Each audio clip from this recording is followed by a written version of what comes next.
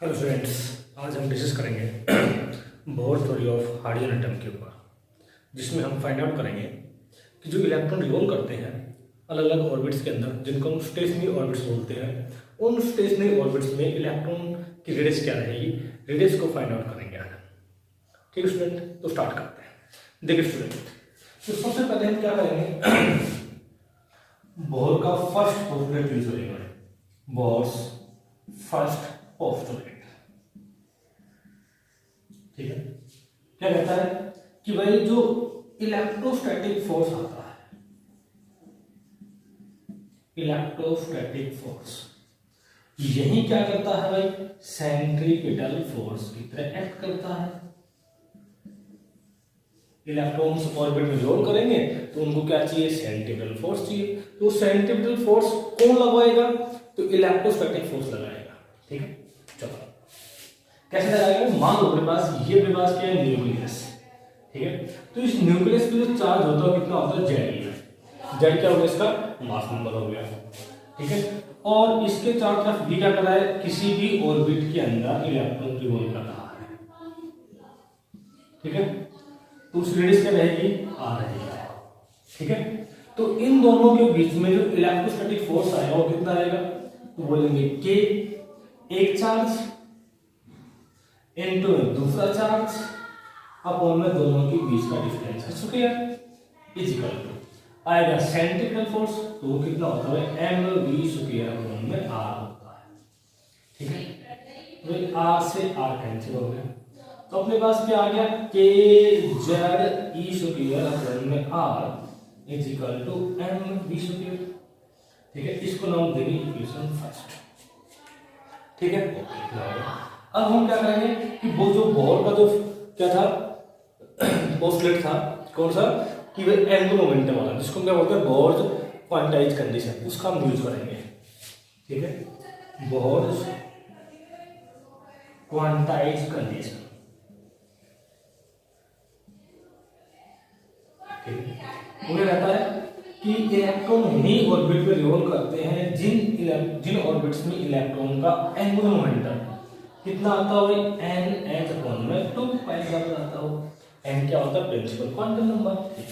तो यहां से स्टूडेंट क्या कर लेना होता है, वी निकाल लेना होता है। तो वी कितना आएगा, एन एच अपॉन में 2 पाई एम आर। ठीक है, इक्वेशन 2 होगी। अब क्या करेंगे, इक्वेशन 1 के अंदर इस वी की वैल्यू क्या करेंगे, पुट कर देंगे।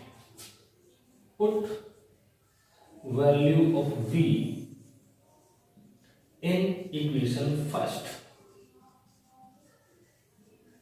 ठीक है, पुट करेंगे तो 10 क्या आएगा, k z e square upon में r is equal to m v square, यानी इसका क्या कर देंगे, स्क्वायर कर देंगे। तो क्या आएगा भाई, n square h square upon में 4 pi square m square r square, 4 pi square m square और आर स्क्वायर, एक आर से एक आर कैंसिल हो गया। अपने पास क्या बच गया, k z e square is equal to m. ठीक है, एक एम से एक एम भी कैंसिल हो जाएगा, तो ये एम हट जाएगा। ठीक है, तो क्या बच गया, n square h square upon में 4 पाई स्क्वायर एम आर।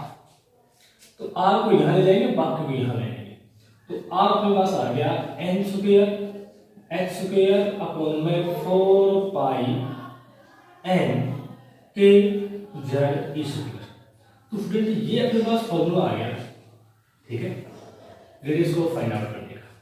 तो क्या है, radius of electron in stationary orbits, अपने पास ये आ गया फॉर्मूला।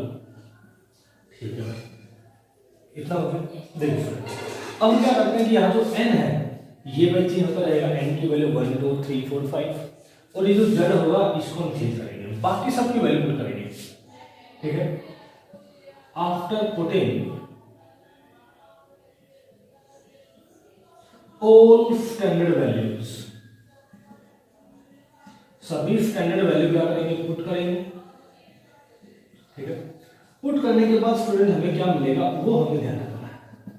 ठीक है, क्या मिलेगा भाई, कि भाई h की वैल्यू होती है 6.63 × 10⁻34 4 पाई स्क्वायर हो गया, m मास ऑफ इलेक्ट्रॉन, ठीक है, k हो गया 9 × 10⁻2, सारी वैल्यू पुट करेंगे तो r मेरे पास कितना आएगा भाई, ठीक है 0.529 10⁻10 आ जाएगा, ठीक है, n स्क्वायर अपॉन में z आ जाएगा, ठीक है, और ये किसमें आंसर देगा मीटर में, ठीक है। तो r अपने पास आएगा 0.529 और 10⁻10 मीटर स्क्वायर क्या होता है, एंगस्ट्रॉम होता है, क्या होता है एंगस्ट्रॉम, ठीक है, n स्क्वायर तो एंगस्ट्रॉम बाद में देंगे,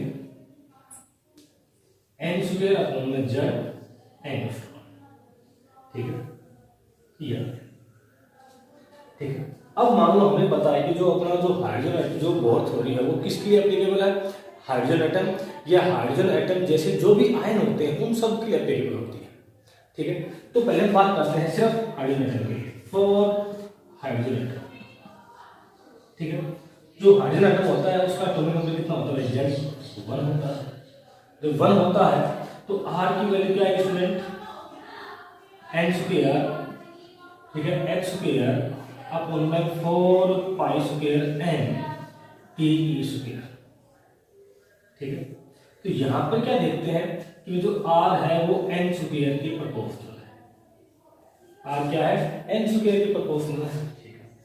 अब पूछा जाएगा कई बार कि भाई r और n के बीच में ग्राफ बनाओ, तो इन दोनों के बीच में स्टूडेंट जो ग्राफ बनेगा, ठीक है, एक साइड x है एक साइड क्या y स्क्वायर, ऐसा मान लो, तो एक साइड x हो एक साइड y स्क्वायर हो या एक साइड y हो एक साइड x स्क्वायर हो, तो वो इक्वेशन किसकी होती है, पैराबोला की। तो यहाँ पर जो ग्राफ आएगा स्टूडेंट कैसा आएगा, पैराबोलिक आएगा, ग्राफ कैसा आएगा, पैराबोला आएगा। तो स्टूडेंट हम यहाँ पर ग्राफ ड्रा भी कर सकते हैं, ठीक है, पैराबोलिक ग्राफ आएगा, इस साइड हम ले लिया r और इस साइड क्या ले लिया n, तो n की वैल्यू क्या होगी 1 से स्टार्ट होगी, तो भाई मान लो यहाँ अपने पास 1 है तो ग्राफ यहीं से स्टार्ट करना है और ऐसे, तो ग्राफ कैसा आएगा, पैराबोलिक ग्राफ कैसा आएगा, पैराबोलिक, ठीक है। अब इस r प्रोपोर्शनल n स्क्वायर का मतलब क्या है, ठीक है, तो फर्स्ट ऑर्बिट के लिए, ठीक है, n की वैल्यू कितनी होती है 1, सेकंड के लिए होती है 2, थर्ड के लिए कितनी होगी 3 और फोर्थ ऑर्बिट के लिए कितनी होगी 4, ऐसे चलता जाएगा। तो जो रेशियो आएगा अलग अलग ऑर्बिट्स का वो हम यहां से पता कर सकते हैं, ratio of orbits, ratio of radius of orbits, radius of electrons in orbits कितना आएगा, n की वैल्यू 1 होगी तो वही बनाएगा, सेकंड ऑर्बिट के लिए 2 हो जाएगा तो 4 9 और 16 ऐसे चलता जाएगा, ठीक है। कहने का मतलब ये है कि भाई पहले वाले की पॉजिटिव रेडियस कितनी है 1 है, तो दूसरे में कितनी आएगी उसकी 4 गुना, ठीक है, फिर कितनी आएगी 9 टाइम्स 16 टाइम्स, यानी जो रेडियस जो होती है, ठीक है, वो इक्वल नहीं होती, इक्वल रेंज से नहीं बढ़ती, स्क्वायर के हिसाब से बढ़ती है, ठीक है, ये अपने पास हो गया, ठीक। अब पूछा जाएगा स्मॉलेस्ट रेडियस, तो भाई फाइंड आउट करना पड़ेगा कि स्मॉलेस्ट रेडियस कितनी आएगी हाइड्रोजन एटम के लिए, ठीक है। तो यहां पुट कर देंगे n की वैल्यू कितनी होगी 1, ठीक है, z कितना हो गया हाइड्रोजन के लिए 1 हो गया, तो कितनी आती है smallest radius for hydrogen atom 0.529 angstrom आती है स्मॉलेस्ट रेडियस। मान लो पूछा जाए कि किसमें आती है भाई, बोल देंगे फर्स्ट ऑर्बिट में आती है, ठीक है, पूछा जाए सेकंड ऑर्बिट में कितनी आएगी, तो जो फर्स्ट ऑर्बिट में आती है, ठीक है, उसमें कितना आएगी 4 गुना, तो इसको क्या कर देंगे 4 से मल्टीप्लाई कर देंगे, क्या कर देंगे इसको मल्टीप्लाई कर देंगे, तो जो आंसर आएगा वो हम यहाँ लिख देंगे, ऐसे थर्ड में निकाल सकते हैं, ठीक है ना। तो r प्रोपोर्शनल अपने पास कितना हो गया, z तो 1 हो गया, है ना। तो हाइड्रोजन एटम के लिए तो क्या आएगा, सिर्फ r प्रोपोर्शनल 1 आएगा, n स्क्वायर आएगा, सिर्फ किसके लिए, हाइड्रोजन एटम के लिए, हाइड्रोजन एटम के लिए, ठीक है। यदि हमें सेम चीज यही फॉर्मूला हमें यूज करना हो, ठीक है, यही हमें यूज करना हो किसके लिए, हाइड्रोजन जैसे आयंस के लिए, for hydrogen similar ions, ions के लिए, तो वहां पर क्या लिखा जाएगा r proportional n square upon में z ही लिखा जाएगा, ठीक है। अब हाइड्रोजन जैसे आयन कौन कौन से होते हैं, जैसे भाई अपने पास हो गया हीलियम, तो वह हीलियम प्लस आता है। लिथियम, तो लिथियम के लिए आएगा 2 प्लस। उसके बाद आएगा बेरिलियम, इसके लिए आएगा 3 प्लस। तो ये हाइड्रोजन जैसे आयन है जिनमें, ठीक है, टोटल कितने होंगे, इलेक्ट्रॉन कितने होंगे, एक एक होंगे, ठीक है। तो भाई इसके लिए क्या होता है, जेड की वैल्यू 2 होती है, इसके लिए जेड की वैल्यू 3 होती है, और इसके लिए जेड की वैल्यू कितनी होती है, 4 होती है। कितनी होती है, 4 होती है, ठीक है। तो यदि किसी भी हाइड्रोजन एटम को छोड़कर बाकी इन आयन्स की बात हो तो रेडियस निकालने का फॉर्मूला भाई प्रोपोर्शनल वाला ये वाला यूज करेंगे, और सिर्फ हाइड्रोजन की बात हो तो भाई आर प्रोपोर्शनल क्या करेंगे, एन स्क्वायर करेंगे, ठीक है। अब देखिए स्टूडेंट, हम इसी को क्या करते हैं, क्वेश्चन करते हैं, ठीक है। क्वेश्चन क्या है कि हम एक कॉन्सेप्ट यूज करते हैं, कॉन्सेप्ट, ठीक है। तो भाई कॉन्सेप्ट क्या है अपने पास, तो देखिए स्टूडेंट, ठीक है, तो वो क्या है, एनसीईआरटी का क्वेश्चन है। एनसीईआरटी का क्या है क्वेश्चन है, एनसीईआरटी का क्या है क्वेश्चन है, ठीक है। क्वेश्चन क्या है कि बेरिलियम 3 प्लस के लिए, ठीक है, किस स्टेट के लिए, ठीक है, सेम रेडियस आएगी, सेम रेडियस आएगी जैसे कि हाइड्रोजन एटम के लिए इलेक्ट्रॉन की होती है, किसके लिए, इन ग्राउंड स्टेट।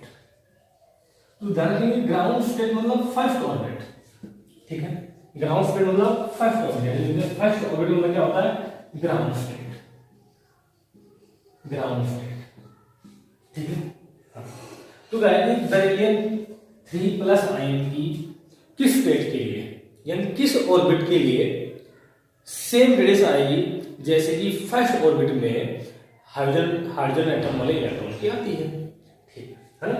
कहने वाला ये है कि भाई रेडियस फॉर बेरिलियम 3 प्लस आनी चाहिए रेडियस फॉर हाइड्रोजन एटम, ठीक है। तो ये किसी भी एनएस ऑर्बिट में आएगी, मैंने पता किस में आएगी, और ग्राउंड स्टेट में कितना हो जाएगा, 1 हो जाएगा।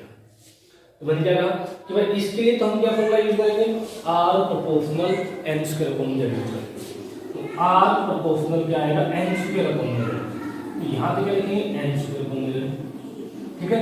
और यहां सिर्फ क्या आएगा, एन स्क्वायर, ठीक है, इस साइड सिर्फ क्या आएगा, एन स्क्वायर आएगा, और एन की वैल्यू इसके लिए कितनी होगी, 1 होगी ग्राउंड स्टेट के लिए, है ना। तो यहाँ क्या आएगा, 1 स्क्वायर, तो एन स्क्वायर इक्वल टू कितना आ गया, जेड, और मैंने लिख दिया भाई कि बेरिलियम के लिए जेड की वैल्यू कितनी होती है, 4, कितनी होती है, 4, तो एन इक्वल टू कितना आ गया, √4, तो एन इक्वल टू कितना आ गया, 2, ठीक है। तो बेरिलियम 3 प्लस वाले की रेडियस, ठीक है, उतनी ही आएगी सेकंड ऑर्बिट के अंदर जितने की फर्स्ट ऑर्बिट में इलेक्ट्रॉन की होती है हाइड्रोजन एटम वाले केस में, ठीक स्टूडेंट। तो ये कॉन्सेप्ट एक हमें यूज करना होता है, क्वेश्चन इसको करा सकते हैं। तो आप इस कॉन्सेप्ट को अच्छे तरह याद करेंगे, अच्छे से समझेंगे, और जितनी भी सारी बातें बताई गई हैं हम उनको गौर करेंगे। Thank you very much.